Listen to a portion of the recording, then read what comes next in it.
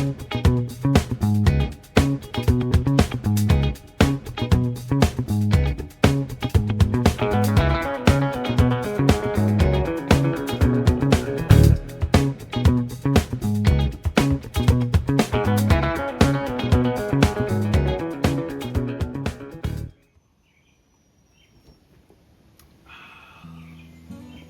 welcome to Occam's Razor, Gardening, Cooking, and Canning. Today we're going to be making some bird shit berry bush jam. Well, I call it a bird shit berry bush. So it seems I have collected enough berries now to make some jam. Here's just over 700 grams of jam. Well, berries for jam. Now, when making jam, you need something to actually help congeal the fruit, and typically you would need some pectin. And pectin is available naturally in some fruit on their own, and you can actually make it from these fruit. Some fruits such as blackberries of which this is the family that these berries fall into, blueberries, crab apples, cranberries, currants, Eastern Concord grapes, gooseberries, lemons and oranges, plums, quince, and sour apples. Crab apples. Crab apples. Funny we should say that. Here's some crab apples I have from Niagara that I collected and preserved last year. You can pretty well preserve anything if you use enough sugar. Now, of course, there are other ingredients required. So, pectin. You can make your own pectin if you want. I've made some pectin here from apples. A bunch of discount apples last fall. You know, I look out for them. Then I cook them down and make the pectin from it to use the following year for making jams. But in this case here, I won't need it for my bird shit berry bush jam because unripened fruit has extra pectin in it, whereas ripened fruit does not. So having a mixture of both in here, I'm just going to cook this down. Now, whenever you cook down your berries and you're making your jam, you want to get it hot enough. Now, you don't need a candy thermometer. There's a way apart. There's a time actually when you're in a medium-high heat in a pan, and you'll see when we make it that the jam is just searing right off the bottom of the pan. You don't want to burn it, right? So you got to keep your heat low, but you know that you want your jam to react. You'll see the reaction right in the pan as we do it. And that's the same way you would do it if you're just doing stovetop jam, to easily keep in the fridge for a week. But by continuing the process and adding just a little bit of extra sugar or maple syrup or whatever sweetener that you want to use, that's what really preserves it. Now, typically it's a 1-for-1. So you imagine 700 grams of, well, I mean, once it was all cleaned and washed, if it's the same weight. But let's say 700 grams of berries with 700 grams of sugar. I find that a little excessive, which is why over the years I've learned to use less sugar. Now, of course, like I said, use less sugar, it's not going to preserve as long, but it is still going to preserve. And your jam, the lid is still good. And you know, when you pop it off, if there's something in here growing, don't bloody eat it. Now, I have some jam from the year before that I didn't use enough sugar in it, and you will see some discoloration happen. I just eat those sooner. There's nothing wrong with them, but I just know that they're not going to make it throughout the entire year. But these ones, as you can see, have gone lovely. And I believe I made these with maple syrup last year. And by weight, as opposed to by volume, you can make your maple syrup go quite far. All right, so that's enough chit chat and referencing some minor information here. Let's go make the jam. So the first thing we're gonna do is wash the berries.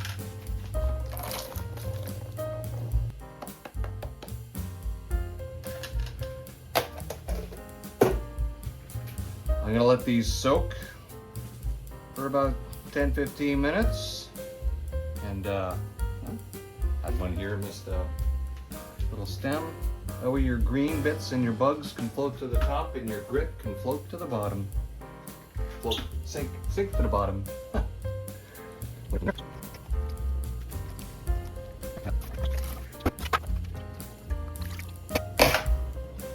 All right, let that soak for a little bit.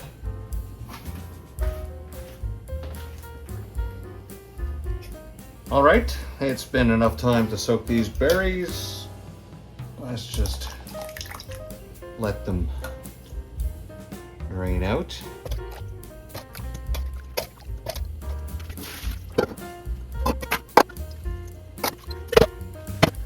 Okay, so now what we're gonna do is take our berries, put it in the pot, and this is where you would add your sugar. Now you're gonna let the sugar sit with the berries for at least 15 minutes, or you can let it sit overnight if you want. The purpose of this is to massacate the berries. In masticating the berries, you're basically coating them with sugar and letting the sugar make them more juicy. Apparently that's how it works. Now, as I was saying before earlier in the video, the amount of berries that I have here is 1/4 the weight of this 2 kilograms. Well, it's 700 grams, but it's so basically almost like 1/3 of this bag would be used. So instead, this here is about almost as heavy as the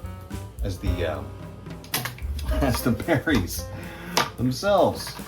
So let's turn that scale on and put this on here. What do you got? We got 783. So I figure 80 grams maybe for the can or less. So it's practically the same weight as these berries. But I'm only going to use half of this. I'm only going to use half of this maple syrup because as I've been experimenting for the last couple of years, I've discovered that I don't need to use that much sugar. And maple syrup just does a wonderful job with the berries. There you go, that's about half. Our other half will go in our reusable container.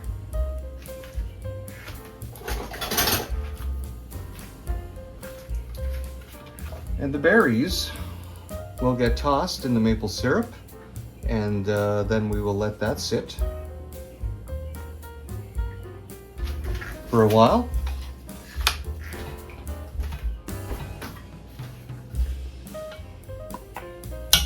Now I'm going to lick this lid.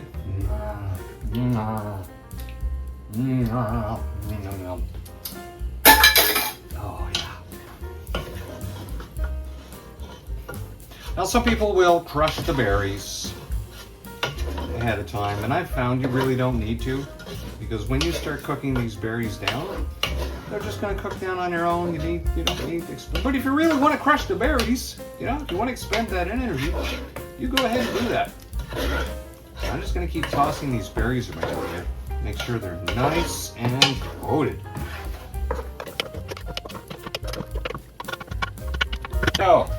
So minimum 15 minutes. You can leave it overnight if you want. But we're cooking this today, so it's not going to be sitting overnight. Now before we break off here for the 15 minutes, as you can see, we have the other things that we need, which is our lids.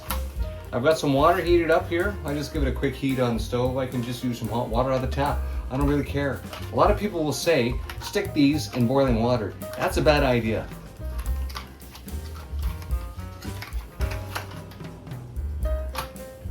You've got these seals, right? These rubber seals are gonna get damaged in the heat. So, what I like to do is I just like to have some nice hot water, and I leave it a little soapy. Therefore, and I just move that over to the sink. I just give them a quick little clean, a quick little rinse, and then I put them on the jars. Now the jars, before you use your jars, make sure you give your jars a good inspection, right? Have a good look. And if you're an older fellow like me, make sure you wear your reading glasses so you can have a good look. Or, if you have a magnifying glass, have a good look. Last thing you want to do is put all that effort, can something in a jar, and then it just breaks in the canner and you lose all that effort. So a quick little inspection, and then over the top of the rim, you want to make sure there's no chips or breaks as well. Easy way to do this, you can grab yourself a little paper towel, you can run that across, but just running your finger across the top, you'll feel whether or not there is an anomaly, and you don't want those. You got a little chip or something, use the glass for something else. Don't use it for canning. Last thing, you want to make sure it's very, very clean. Now these areas on the outside here usually need a little more attention. And as for prepping it, you will see all kinds of things online regarding safety, and they're worried about the pressure and the elevation and all that. And yes, we're a very safety conscious culture. What you really need to do is to ensure that these glasses are very clean. After I finish off a mason jar of any kind, I immediately clean it using a toilet brush that I have specifically just for cleaning mason jars. It makes a nice quick work out of it. Clean it, hang it, let it sit on the rack, put it back in the boxes, and then when I need to use them, I'll give them a quick soapy rinse if I need to, and then I will stick them in my oven at 250 degrees for 10, 15, 20 minutes, whatever the limit is. I think it's 10 minutes, could be 20. Look it up online if you can't remember. Anyway, that kills the bacteria in there. In the past, I used to boil my jars. Oh, what a mess. Especially if you don't have really clean water that's got a bit of sediment in there. Yeah, don't do that. Easiest way, put them in the oven, 250 degrees. Let them sit in there for 10 minutes, 20 minutes. And when you go to handle them, remember, these are pretty handy.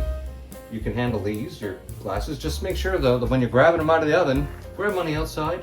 Don't touch the inside. You want to make sure the inside is free of any contaminants. So let's move on to the mastication, and we'll let that sit there, and we will come back and cook our jam. I must be living through the Mandela effect. Put this to medium high. Because I swear it was 250 degrees, but it's 275 for your jars. Although I have done it at 250. The thing for the 275 is not to go above 275, because they said that might shatter your jar. So 250 is going to kill your bacteria. 275 will keep you from shattering your jars by exceeding that temperature. Now, of course, you look it up online and they will say, oh no, that's not safe. You have to boil them, or you have to pressure can them, and blah, blah, blah. Well, yeah, okay, so I got a pressure canner. Doesn't really matter. And you have to remember, your food that you're putting in is cooked. You've now superheated your glass. You put that all in there. Of course, you might have something floating around ambient in the air in your kitchen, and there's not really much you can do about that. But then that final canning process, the water bath that will occur, will again reheat, recook everything in that jar, and it will be just fine. Nobody really seems too concerned about the cans that they buy in the store without even knowing how those factories operate. And you know how well they do. You get recalls on those cans all the time. And you know, that they're much easier to damage. Well, then again, of course, if you drop a mason jar, it's going to break pretty simple. But glass is inert. That's the wonderful thing about it. All your food is surrounded by inert glass, as opposed to being in a metal can that has a coating on the inside that we now know is not too good for you either, right? So now our jam here has been masticating, and we're now heating it up over a medium-high heat so that we can cook this down.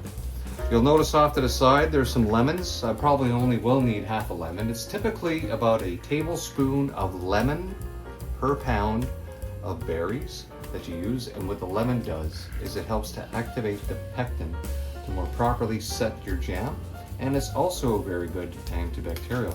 And you also notice over here I have some vinegar, a little saucer and a paper towel. And what I like to do is once I pour the jam into the jars, I'd like to use the paper towel and a bit of vinegar to clean off the rim of the jar, because this is pretty sticky stuff, right? Just clean off the rim of the jar. And the vinegar, well, the vinegar is very clean itself, right? That's an antibacterial. And it's not going to harm the jam. It's not going to cause any flavor issues, and it's just going to evaporate off. But in a pinch, If you don't have any vinegar and you had some lemons to do your jam, you can do the same thing with the lemon, it being an antibacterial. Just remember, it is going to leave a bit of residue on the rim, but that shouldn't be much of a problem because you're going to be water bathing your jars. Anyway, so that's that.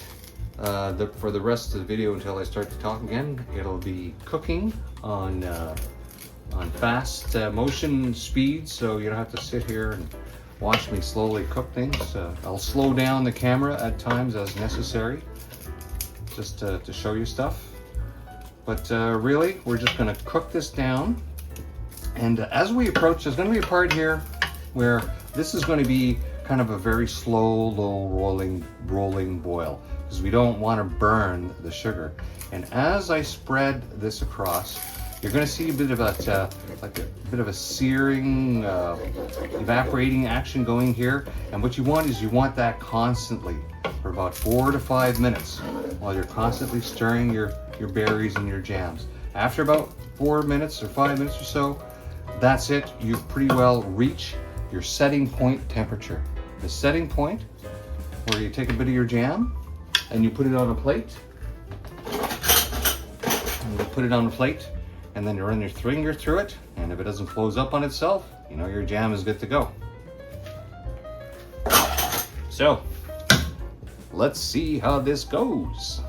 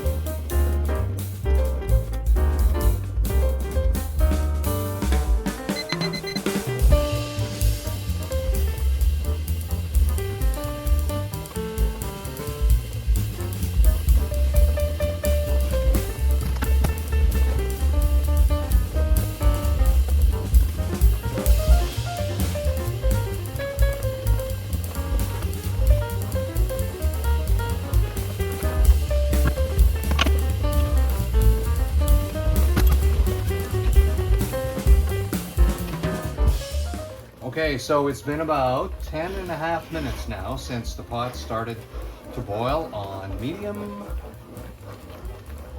high. And as you can see, the jam is starting now to get a little thicker, get a little clumped up. All I've been doing is constantly stirring the jam on medium-high heat. It's a high heat, if you don't stir, it's gonna burn. Especially when you're using maple syrup like this. After it started to cook and I noticed how much liquid was in there, I realized that I probably could have used even another half of, not another half, I mean I could have used just half of the actual maple syrup that I used. The stuff is so potent.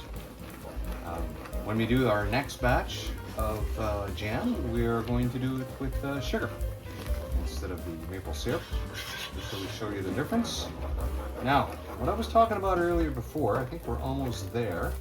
It's still pretty liquidy. Now, as I do this across, yeah, so it's not quite there yet.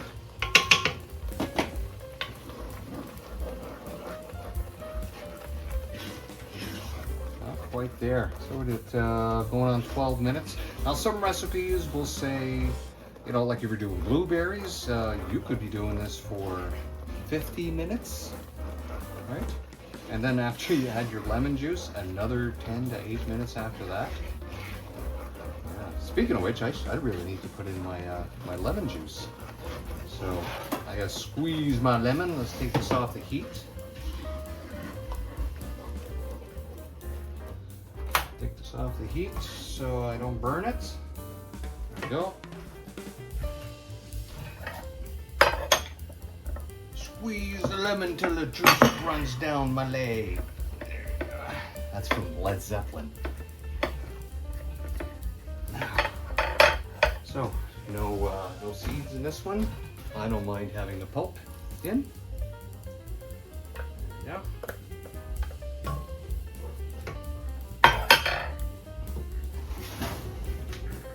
Let's turn the heat back on. Bring this back up. Let's give that a pause. Now the lemon is activating the pectin to finish thickening up this jam.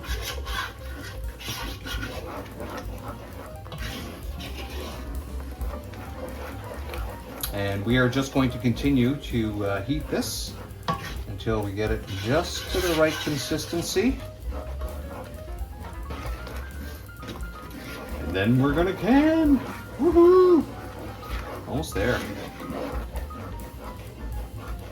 So really, I think the longest thing that takes to make this jam, obviously, is waiting for the berries to grow and picking them. So 3 days worth of picking berries. That's each day picking berries twice. So I started in the evening 3 days ago, picked them this morning. That's 3 days worth, 700 grams. Like I mentioned in some of my other videos though, I noticed that going through my dates on my jam, that last year I had already canned 2 batches by the 22nd of June. And here we are on the 28th, and this is my first batch. So the season is cooler, is growing slower. And that would explain why so many of my seeds had trouble taking this spring. Oh yeah, look how thick this is. This is getting there.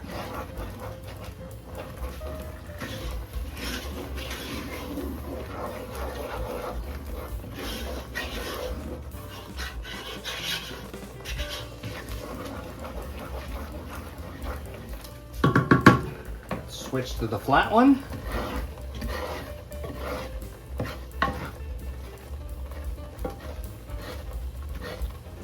Almost there. You see how this bubbling action there is happening right away as soon as you make a gap? That's the setting point. That's the heat of achieving a setting point. That way you know your jam is at the right temperature if you don't have a candy thermometer. And I have a candy thermometer. The bloody thing is so long and it stands up this high. And pain in the other exit hole. I think I stabbed myself more times with that thermometer than I actually used it. Oh look, this is done. This is done. Look how thick this is. All right, let's turn this off. Just use the last of the heat.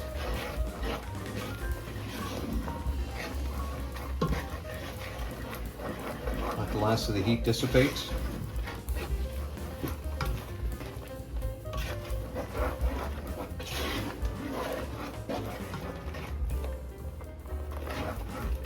Do not want this to burn. I'm going to come all this way just to ruin the batch. Oh yeah, look at this.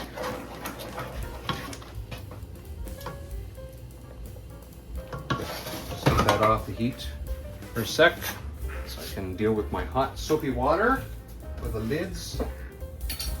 Now you don't have to buy brand name lids. I bought no name brand lids. And well, you get what you pay for. Now when it comes to getting your lids out of your warm water or soapy water, that way you want to keep your fingers from touching them, you get yourself a little magnet like this. So you got one of these little lid holders, you stick that in the water, you can pop the lid right out like so. Okay, let's do that. We'll get our lids out. I mean, not our lids, our jars out. you gotta be careful. These jars are very hot. And sometimes if your jars are too hot, you can actually hear your jam searing, cooking off as it hits the side of the glass as you're pouring it in. Right.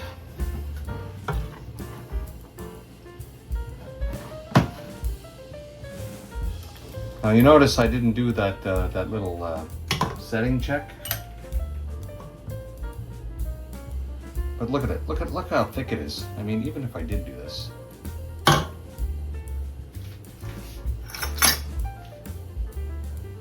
flatten that out. Do a little.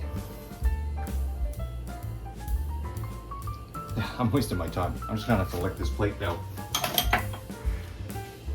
Now the next thing that's important whenever you're canning anything is you have to have the proper headspace. Leave the right or near right amount of space at the top of your jar, because too little space and you won't have enough air in there to allow a proper seal. And too much space, then you have too much air, and then you could just blow the lid off as part of the canning process, and then it doesn't seal properly. So a good rule of thumb is usually try to bring your jam down, or bring it up to just below where the screw marks start for putting your lids on. That's there. 2 ladles per jar looks like. Yeah. Am I even going to have enough for the other jar?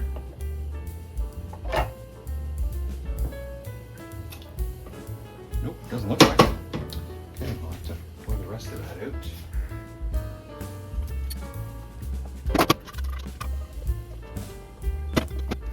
Okay, so the second jar doesn't have enough in, but I'm going to scoop a little out of each of the other jars.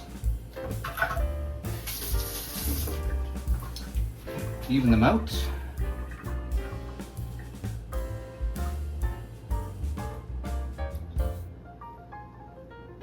And that way, they'll all seal, or they all won't. Oh, they'll seal. They will seal. There we go. Oh, that tastes good. Okay. Now, it's not the best canning, as you can see. It's a little more headspace than we want, but we're gonna live with it. So now, let's do a little vinegar. This cup here. And I want to make sure it's too hot to handle. Yep. It is out of the oven. I'm just going to make sure that the lid is clean. Now you can see, aha! And do another rim around. No, still a little bit of red.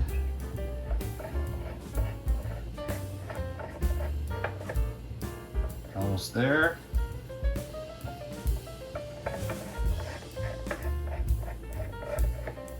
Yep, almost clean. And then I will do each jar. And the last jar. And that one was clean. Okay, now let's get our lids.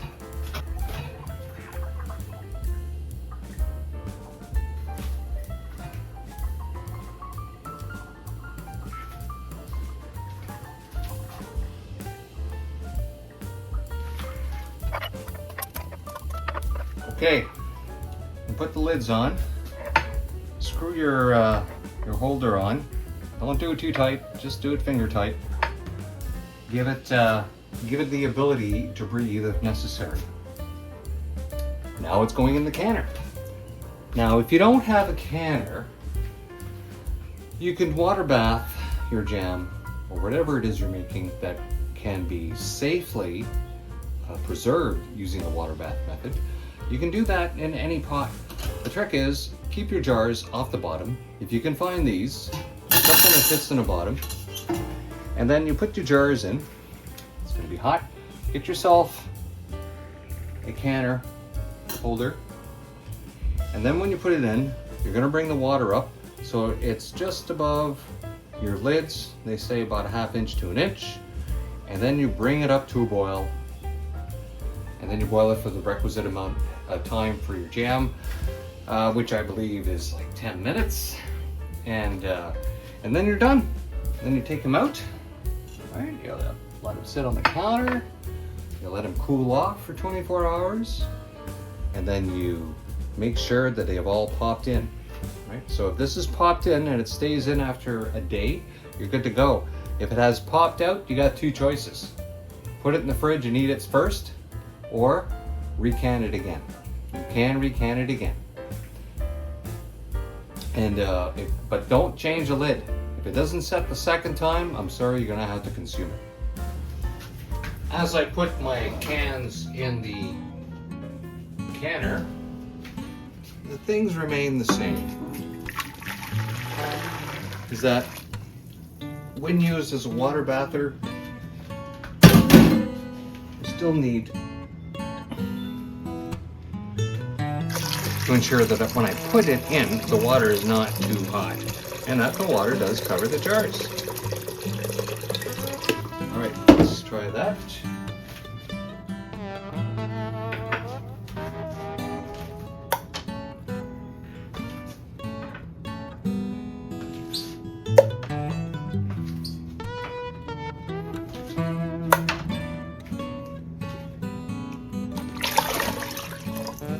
More.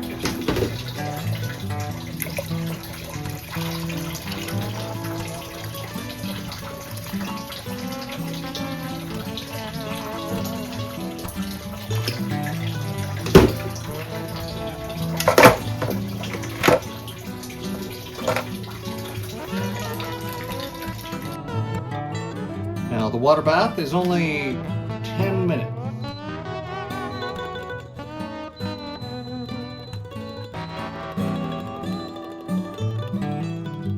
Now, if I wanted to do this much faster, I would just do it on the stovetop.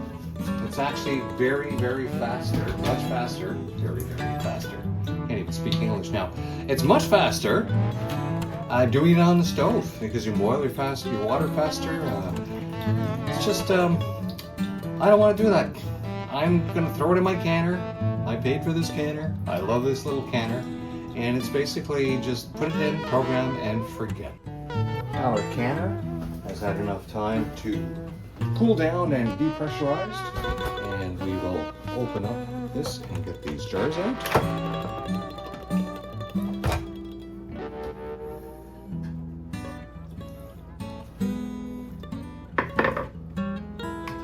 Now, like I was saying before, this is much slower than just giving it a quick water bath in a pot on your stovetop.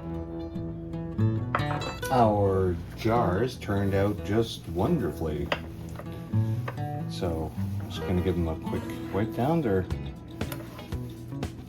These are small jars. There was only 3 of them. It was only a 10-minute water bath. So they have cooled down rather quickly and rather well. Bigger jars or a whole batch of jars would take a little longer, and I see this one here, this lid still hasn't popped down. So just wait and listen, and sometime later on the lid will just suddenly pop. Poppity pop pop pop. Yes. But I mean, this one's here. You can see this, it's nice and sealed already. But I'm gonna wait till it's completely cooled down, and then I will take those rings off. It's best not to store them with the rings on. But if you have to travel with your mason jar, it's best to, protect that lid, put a ring back on. The reason you want to keep them off is moisture will get trapped in there, and then they corrode. Once they start corroding, you get that metal smell, and you know, the problem with corrosion is it's like a cancer to metal. It never stops unless you excise it, and that's no good. So you always need more lids than you do rings. Well, this has been the jam. We've been jamming. Next time we'll be doing with sugar. So thanks for hanging out. We'll see you next time. Bye-bye.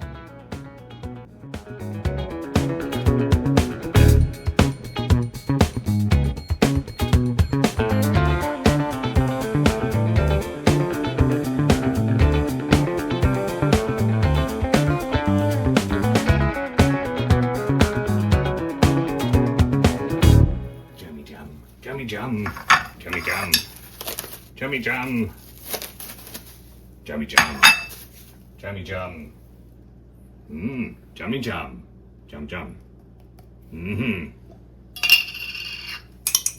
jummy jum, jummy jum, jummy jum, jummy jum, jummy jum, jummy jum. Jum jum.